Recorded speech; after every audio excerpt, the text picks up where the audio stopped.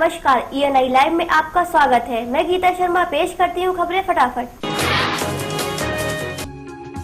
केंद्रीय मंत्री नितिन गडकरी ने रामपुर से काठगोदाम जाने वाले 4 लेन हाईवे का शिलान्यास किया। तो वहीं उन्होंने उत्तराखंड को कई सौगात भी दी। तो साथ ही चारधाम यात्रा को सुगम बनाने के लिए 900 किलोमीटर सुविधा युक्त सड़क बनाने की बात को कहा। इस मौके पर उत्तराखंड के सीएम हरीश रावत भी मौजूद थे। लापरवाही के कारण, कई विवादों के कारण जो है निर्मित नहीं हो पाया। ऑलरेडी बहुत देर हो गई और मैं बहुत आभारी हूं गडकरी जी ने खुद आकर के इसको पुश दिया और अब उम्मीद हमको ये हो रही है कि ये सड़क बन पाएगी।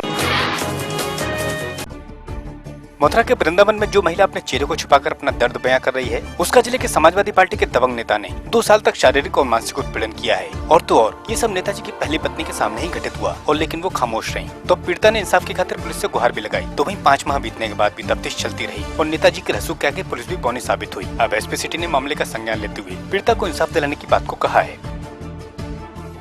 ये थाना वृंदावन में एक मुकदमा लिखा गया है, 376 इसमें लगी हुई है और इसमें विवेचना की जा रही है साक्ष्यों के आधार पे और जो सबूत मिलेंगे उनके आधार पर जो सत्यता होगी वो कार्रवाई की जाएगी। तो वहीं सपा नेता बड़े रुबाब में अपने ऊपर लगे आरोपों को गलत बताते हैं और अपनी धौंस दिखाते हुए अपनी सफाई देते हैं। आपके पास सारे एविडेंस मैंने सुनाए हैं, कहीं से कहीं तक कोई किसी को ना बंद कर सकता है, ना ही कोई जबरदस्ती कर सकता। तो किस तरीके से रह रही थी ये तुम्हारे साथ? एक लिविंग रिलेशन में जैसे लोग रहते हैं उसी तरीके से रह रही थी। बाइक सवार 3 युवक काशीपुर से बिजनौर जा रहे थे, तभी उनकी बाइक अनियंत्रित होकर 30 फीट गहरी नदी में जा गिरी। इसमें तीनों की मौके पर ही मौत हो गई। अब पुलिस ने शवों को कब्जे में लेकर पोस्टमार्टम के लिए भेजा है।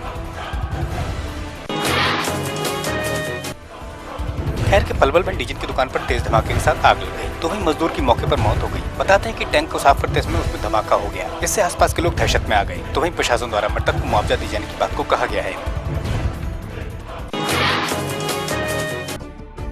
कांग्रेस के कद्दावर नेता दिग्विजय सिंह कटनी पहुंचे, जहां उन्होंने व्यापम और खनन पर सवाल खड़े किए। तो वहीं प्रचार को भाजपा में कांग्रेस से आगे बताया। साथ ही मैयर चुनाव में कांग्रेस की जीत पक्की बताई। इस मौके पर विधायक सौरभ सिंह के यहाँ कई नेताओं से भी वो मिले।